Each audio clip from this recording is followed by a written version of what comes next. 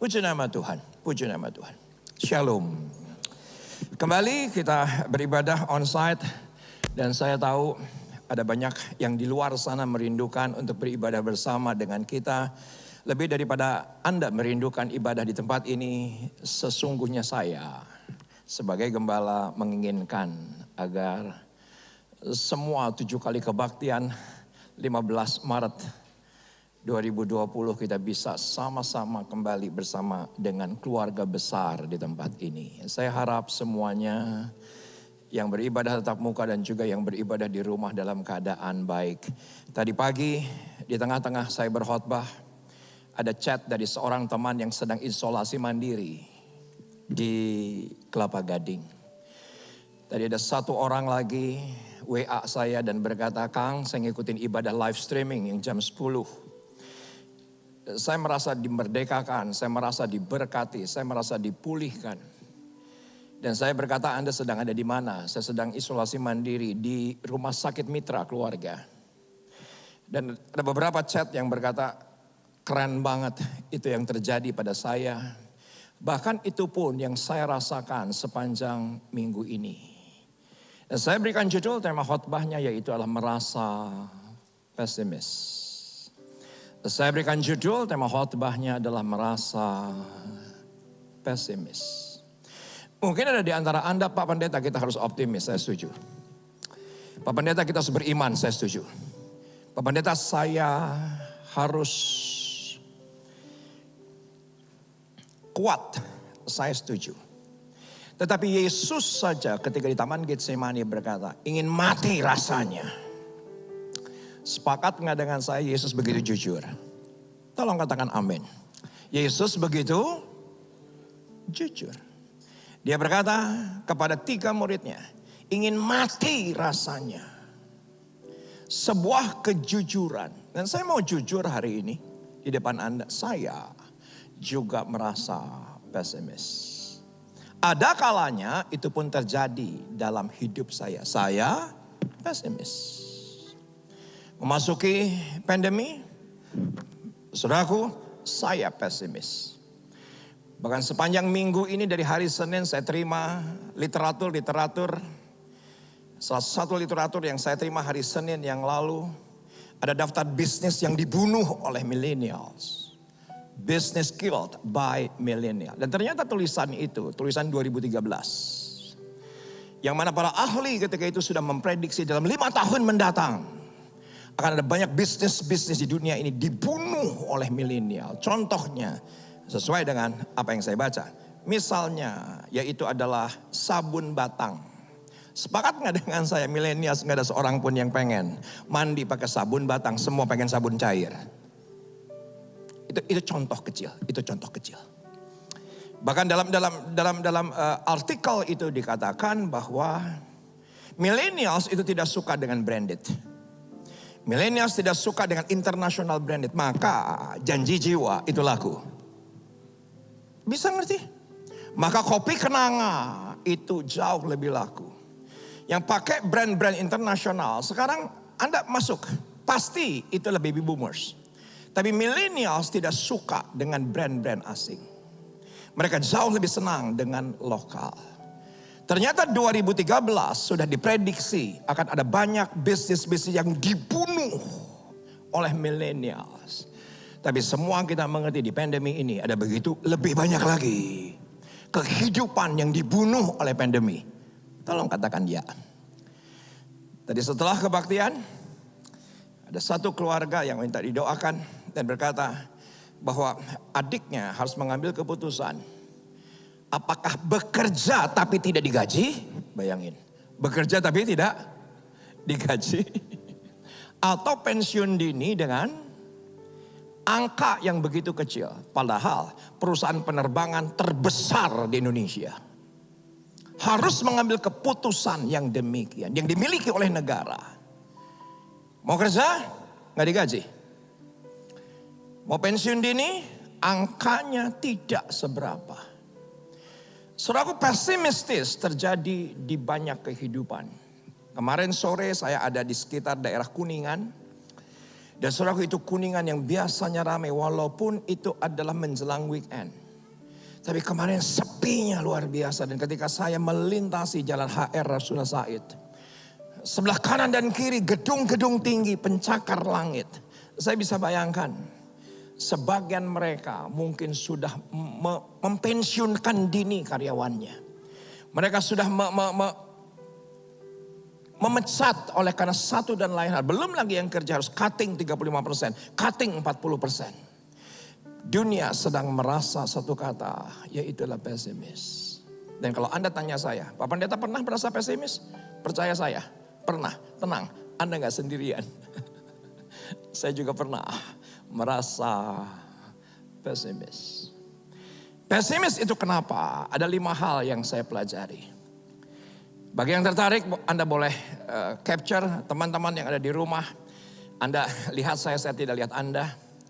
Tapi sekiranya dari awal sampai akhir ibadah ini menjadi berkat, share, subscribe, like.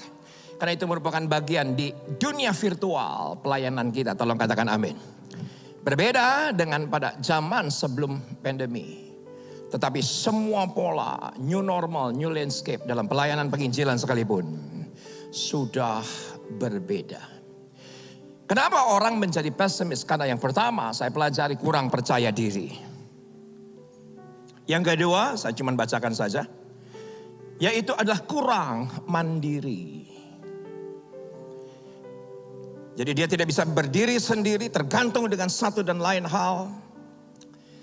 Tetapi dia tidak mandiri, tapi sebagian juga orang menjadi pesimis. Kenapa? Karena kurang terlibat dengan kehidupan sosial di sekitarnya. Alkitab dengan jelas berkata tidak baik seorang diri. Tolong katakan ya. Berarti berdua lebih baik. Tidak baik seorang diri. Percaya saya, ikut komsel lebih baik. Loh, kok gak ada? Alkitab yang bilang begitu, bukan saya sebagai gembala sidang. Alkitab berkata seorang diri nggak baik. Berarti kalau ikut komsel, ikut bersosialisasi dengan orang-orang di sekitarnya, orang-orang yang beriman, itu jauh lebih baik. Sederhana. Yang keempat, kurang mendapatkan dukungan. Kita bukan gila pujian, tapi sepakat nggak dengan saya ketika istri berkata kamu pasti bisa. Ada kekuatan yang hebat. Iya nggak sih? Suami berkata, yuk mam, sama-sama kita pasti bisa lewati ini. Itu pasti ada kekuatan yang luar biasa. Dan yang kelima, kurang memiliki jiwa kompetisi. Saya beberapa hari yang lalu meeting bersama dengan sahabat-sahabat. Saya berkata bahwa sebelum pandemi, saya ini mental pegawai. Mental pegawai, belasan tahun saya kerja di kantor. Yang penting saya nggak tahu itu perusahaan untung atau enggak, yang penting tanggal gajian saya terima uang. Itu mental pegawai. Dan ketika memasuki kehidupan nyata, saya tetap mental pegawai. Untuk menjadi punya mental yang punya kompetisi itu yang kuat seperti itu, saya sering kali berkata kepada Bu Elsa, Pak kita bisnis itu jangan, Pak bisnis ini itu jangan, yang di otak saya cuma satu, rugi gitu. Daripada rugi ya udah mental pegawai. Dan ketika diperhadapkan dengan pandemi, saya pun merasa pesimis. Yuk kita akan lihat satu bagian ayat, sangat indah. Markus pasal yang ke-11. Secara teologis 5 hal ini digambarkan seperti apa? Posisi Yesus dalam Markus pasal yang ke-11 ada di Yerusalem untuk pelayanan. Tapi saya selalu berkata kepada semua Anda bertahun-tahun, Yesus tidak pernah bermalam di Yerusalem. Dia selalu bermalam di kota kecil. Yaitu adalah House of Date, rumah kencan, Betania. Dia nggak pernah suka bermalam di Yerusalem, tetapi dia senang dengan orang-orang yang mencintai dia, Marta, Maria dan Lazarus di Betania. Dan di perikop di atasnya ayat 1 hingga ayat 10 tertulis demikian jelas. Dan ketika sampai di ayat yang ke-12, Alkitab dengan jelas berkata, esoknya, berarti hari sebelumnya pun dia ada di Yerusalem, dan besoknya dia kembali ke Yerusalem. Tapi pagi-pagi itu saking bersemangatnya Yesus, dia tidak makan pagi. Dan ketika dia lapar, apa yang terjadi? Ayat berikutnya menyatakan dia ketemu dengan pohon ara. Dan ternyata pohon ara itu tidak berbuah. Pohon ara itu hanya rimbun daunnya. Ya benar, memang belum musimnya. Alkitab berkata demikian. Bukan musimnya. Tetapi bukan persoalan ini berbuah atau tidak berbuah. Ternyata Yesus ingin memberikan pelajaran kepada murid-muridnya ketika itu. Dan dia berkata di ayat di bawahnya. Bahwa dari pohon ini tidak akan pernah tumbuh buah ara. Ayat 14 berkata demikian. Dan kita langsung ke ayat yang ke-20. Esok harinya kembali setelah sepanjang hari sebelumnya. Yesus di Yerusalem, esoknya dia kembali dan melewati jalan yang sama. Dan ketika itu Petrus berkata, Yesus, itu pohon yang kau kutuki kemarin, sekarang sudah kering. Ayatnya berkata demikian, sampai akar-akarnya. Maka ada satu kata yang sangat fenomenal, ayat yang ke-21. Maka teringatlah Petrus, apa yang dikatakan oleh Yesus, ayat yang ke-22, maka asal percaya saja yang tidak mungkin menjadi mungkin. Yang mustahil menjadi tidak mustahil. Pohon sekalipun yang semula hidup, bisa dalam satu hari kalau percaya. Apa yang kita katakan penuh dengan kuasa. Yuk sama-sama ayat yang ke-23 kita baca. Ini konteks yang kita akan pelajari. Merasa pesimis. Aku berkata kepadamu, sesungguhnya barang siapa berkata kepada gunung ini, beranjaklah dan tercampaklah ke dalam laut, asal tidak bimbang hatinya. Tapi percaya bahwa apa yang dikatakannya itu akan terjadi, maka hal itu akan terjadi baginya. Sepakat nggak dengan saya? Konteks daripada apa yang dikatakan Yesus, ini gunung figuratif. Katakan bersama dengan saya figuratif. Apa itu figuratif? Kiasan. Ini pasti bukan literal. Karena tidak ada pernah satupun gunung yang tiba-tiba berpindah begitu. Oleh karena satu dan lain hal dari satu tempat berpindah ke tempat yang lain. Pastinya ini adalah figuratif. Dan siapa yang sepakat dengan saya? Yang paling sering terjadi, gunung itu ada di pikiran kita. Hah? Gunung itu ada di pikiran kita. Karena sifat daripada gunung, kenapa seseorang bisa pesimis? Yang pertama sangat tinggi dan besar. Gunung sangat tinggi yang besar. Pengalaman saya sekian puluh tahun hidup, rasanya baru 2 kali saya naik gunung. Yang pertama adalah Sinai, 4-5 kali. Sampai di puncak. Dan itu gunungnya besar dan tinggi. Yang pengalaman yang kedua beberapa tahun yang lalu ke Gunung Semeru. Sifat daripada gunung itu permanen. Dan sifat daripada gunung itu kasat mata dan terlihat. Siapa yang sepakat dengan saya ini figuratif dan seringkali ada di dalam pikiran kita. Dan kita harus berkata kepada gunung itu, pergi dan beranjaklah. Ini penting, Anda silahkan foto slide berikut ini. Berkatalah kepada gunung itu untuk pergi, katakan amin. Berkatalah untuk persoalan itu pergi, katakan iya. Jangan berkata terus-terusan mengenai keberadaan gunung. Jangan terus-terusan berbicara soal gunung. Kepada persoalan itu Yesus memberikan pesan. Kita harus tegas dan berkata beranjaklah.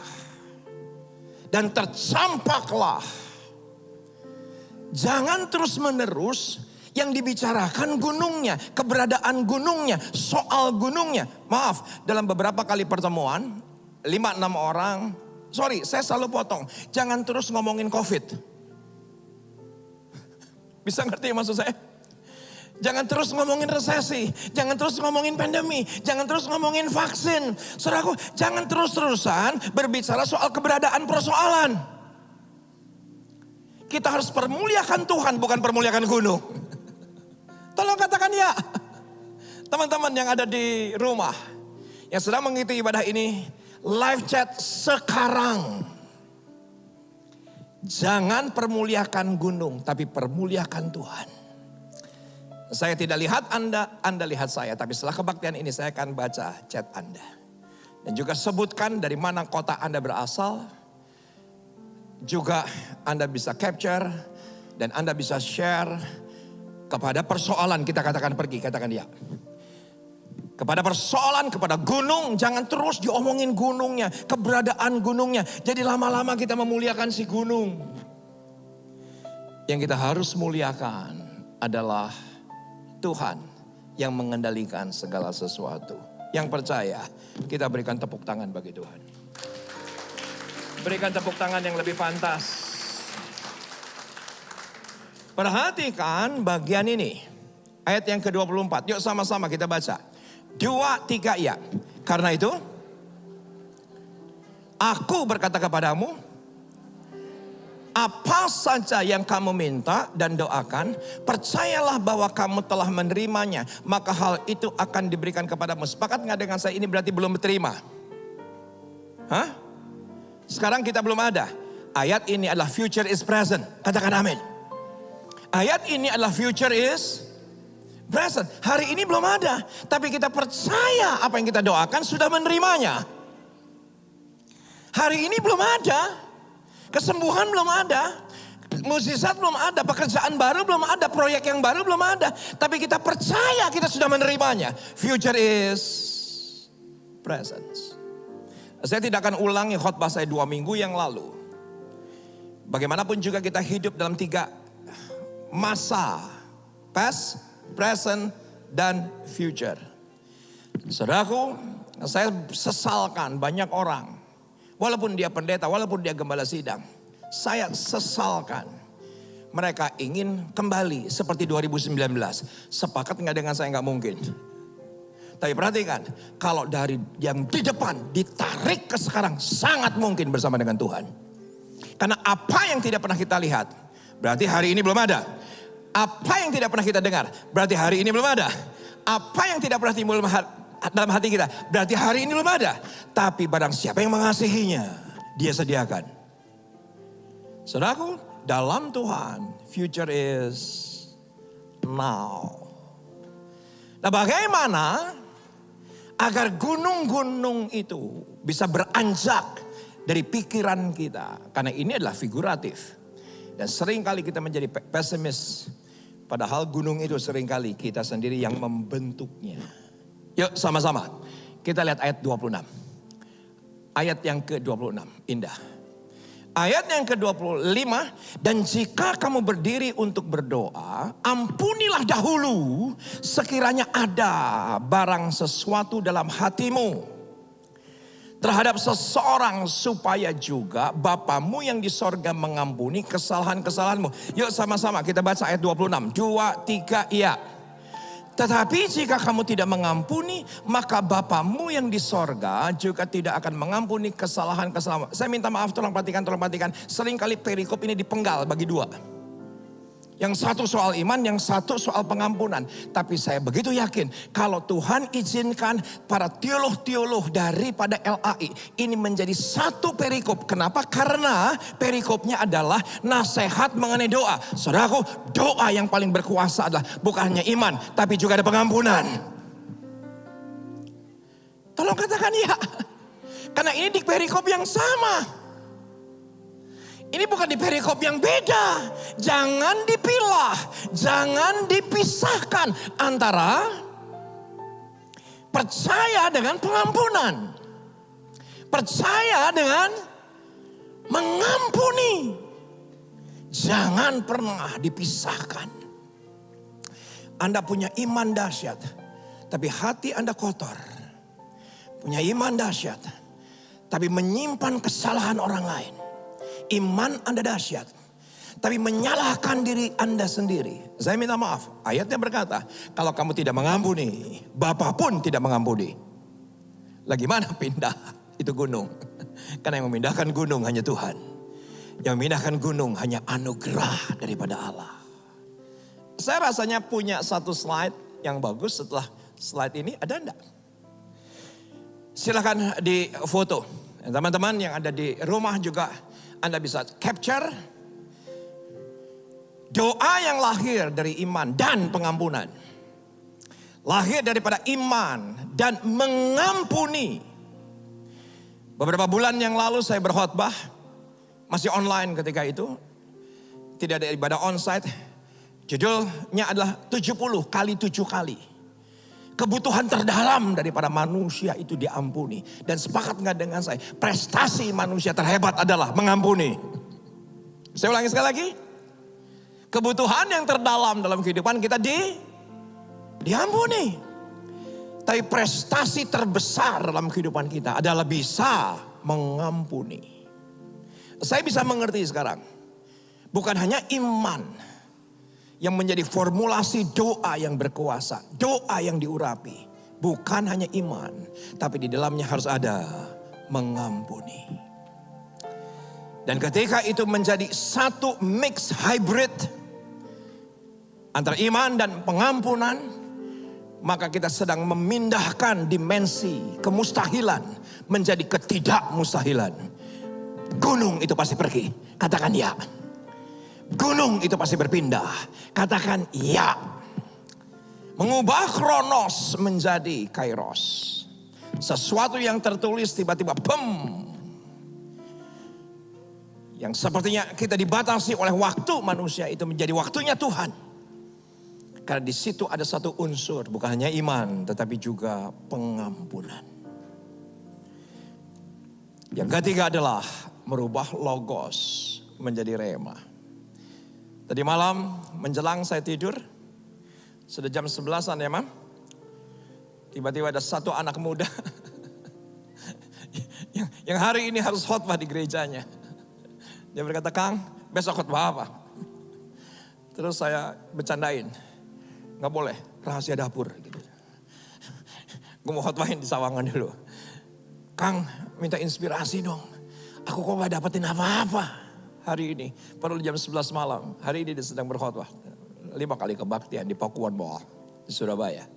Aku langsung telepon dia dan 45 menit. Dan aku langsung bagikan apa yang saya terima ini.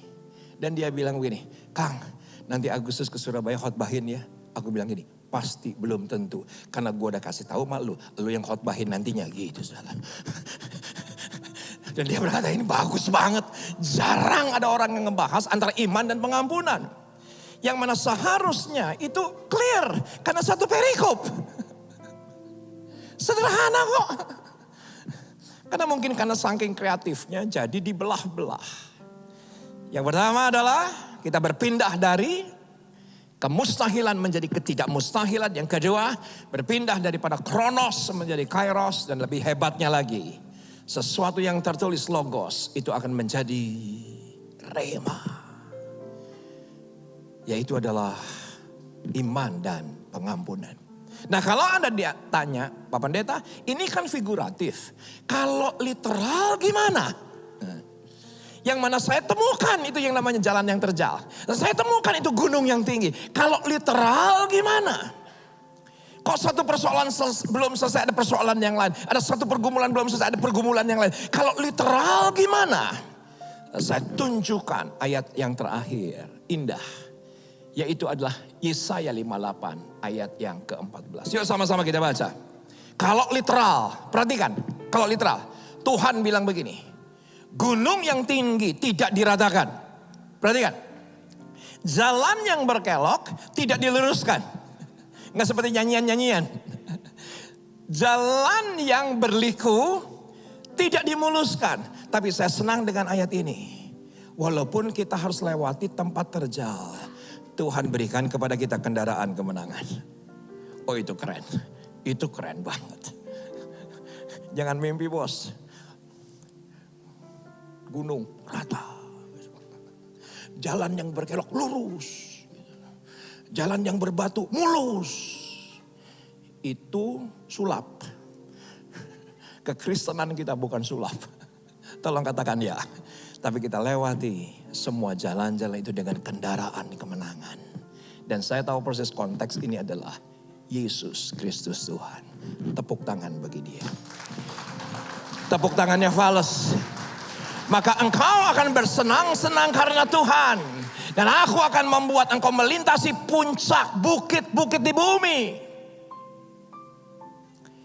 Alkitab berbahasa Inggris mengatakan high place. Bukan sekedar puncak tetapi gunung-gunung tinggi. Gunungnya gak diratain. Jalan yang berkelok gak diluruskan. Jalan yang berbatu tidak dimuluskan.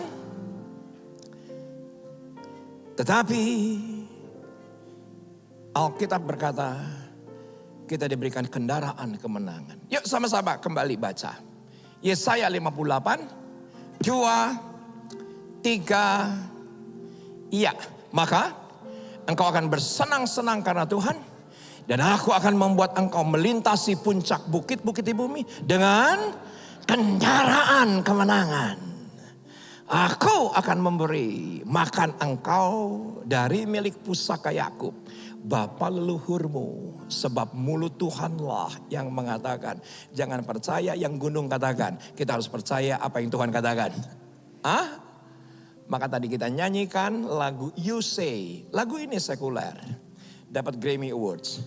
Tapi ternyata ketika ditanya inspirasi daripada lagu ini adalah. Saudaraku, penyanyinya berkata bahwa ini karena semua Tuhan. Saya ingin berkata seperti apa yang Tuhan katakan, saya ini kuat walaupun lemah.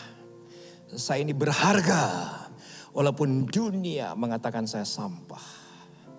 Kita harus percaya dari apa yang Tuhan katakan. Dan itu akan menjadi apa? Kendaraan kemenangan. Oleh-oleh dari Semeru awal tahun 2017 saya ke Semeru. Saya tahu proses Yesaya 58. Saya sampai ke puncak Gunung Semeru. Naik jeep kendaraan kemenangan. Gitu, sewa. Gitu. Naik sampai di atas 1 jam. Percaya saya. Semua rombongan pendeta GBI Sawangan yang semua diurapi. Ketika kami lewat enggak mendadak. Jalan yang berbatu jadi mulus. Bisa ngerti gak sih? Pendeta-pendeta yang diurapi. Ketika kami lewat enggak mendadak. Jalan yang berkelok jadi lempeng. Enggak. Tapi kita sewa kendaraan dan kita sampai di puncak. Yang sebelah kiri agak nekat. Ya mungkin karena pengen difoto. Kalau yang sebelah kanan lebih realistis. Karena memang ketika ke sana tuh lewatin lumpur. Lewatin air yang berkubang begitu. Dan harus ngebut sedemikian rupa. Dan itu biasanya airnya tuh mudal lah begitu. Jadi yang sebelah lebih realistis. Ada Martin, ada Pak Rudi Suhendra. Pakai baju pelapis. Yang di sebelah kanan bukan karena lebih beriman, tapi lebih sadar foto lah begitu ya. Jadi kalau di foto bagusan dikit begitu kan. Sudah diberkati Tuhan hari ini. Saya harap ada kekuatan Tuhan hari ini. Dan kendaraan kemenangan yang terhebat yang Tuhan anugerahkan hari ini yaitu adalah perjamuan kudus. Dan semua teman-teman yang di rumah persiapkan perjamuan kudus mandiri. Dan sekarang teman-teman yang ada di rumah dan pemain musik mempersiapkan diri. Anda chat, saya diberkati, saya dikuatkan. Anda bisa share, Anda bisa subscribe, Anda bisa jadi berkat. Ketika semua orang pesimis, Tuhan berikan kepada kita pengampunan dan juga iman. Sama-sama bangkit berdiri. Ibu Elsa, temani saya. Dan Ibu Melda akan kembali menyanyikan You Say. Shadabakana maradakana maradakana mar. I kept fighting voices in my mind that say I'm not enough.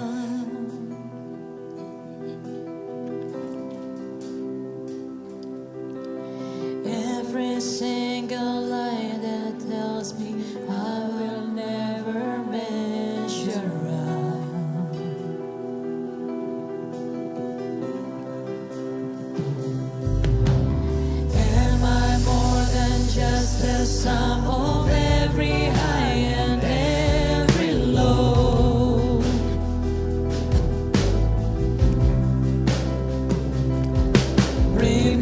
me once again just who I am, because I need to know.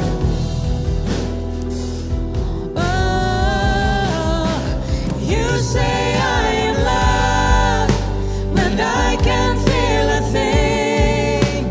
You say I am strong when I think I am weak. You say I am loved when I am falling short, when I don't belong. Oh, you say I am yours, and I believe. Yes, I believe what you say of me. I believe. The only thing that matters now is everything you think of me.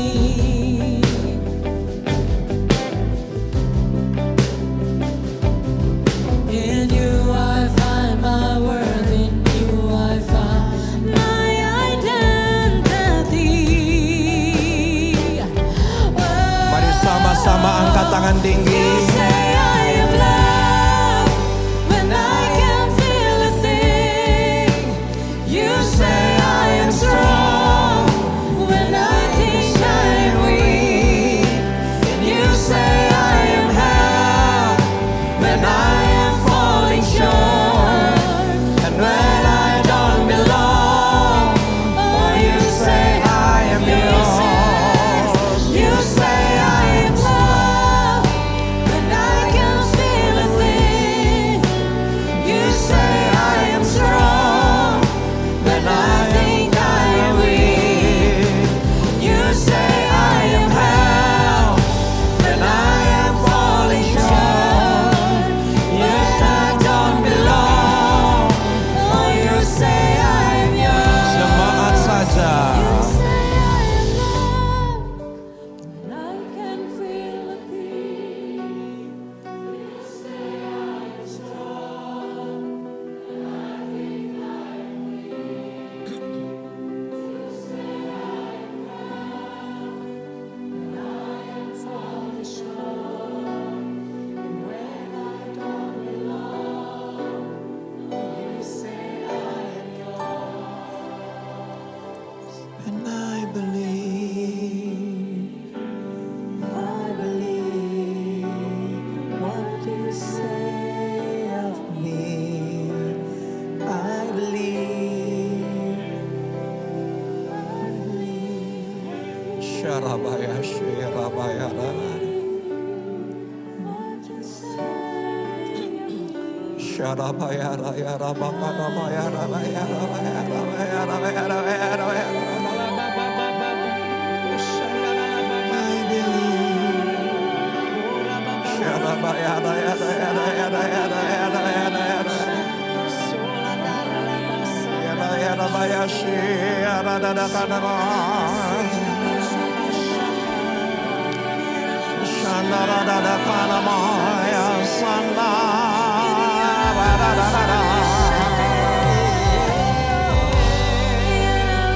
Shandarada Kanama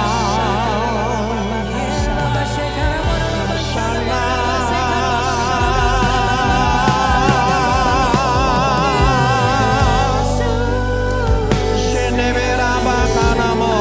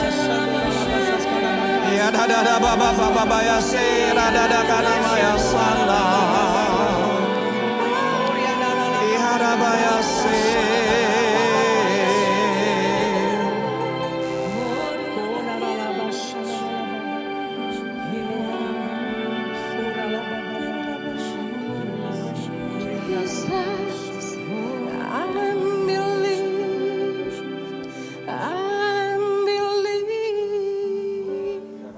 I'm believe, I'm believe, Jesus. Thank you, Lord. Jesus, thank you, Jesus. Kami sungguh percaya, Tuhan. Roh pengampunan itu ada pada kami. Terima kasih Tuhan. Kalau setiap anak-anak-Mu dapat mengampuni orang-orang yang bersalah kepada kami. Kami percaya di saat kami mengampuni, berkat-Mu melimpah atas kami. Gunung-gunung itu kan pergi Tuhan di dalam nama Yesus. Gunung-gunung Tuhan, Engkau akan angkat persoalan masalah penyakit itu akan Engkau angkat di dalam nama Yesus Kristus.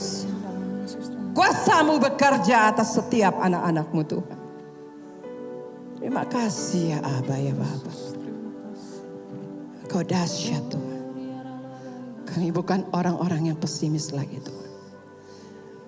Tapi kami orang-orang yang believe, yang percaya kepada-Mu Tuhan. Kami tidak percaya dengan setengah-setengah Tuhan. Tidak tanggung-tanggung Tuhan. Karena Engkau Allah yang hidup bagi kami. Engkau berkorban bagi kami ya Allah ya Bapa. Terima kasih Yesus. Terima kasih Tuhan. Pengorbanan-Mu bagi kami. Sungguh luar biasa.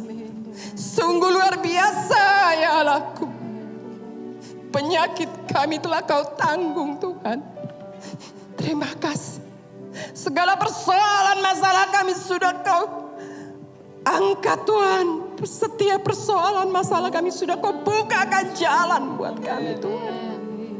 Terima kasih ya Aba. Terima kasih Yesus. Kami mengucap syukur. Kami akan siap untuk melakukan perjamuan kudus ini di dalam nama Yesus Kristus.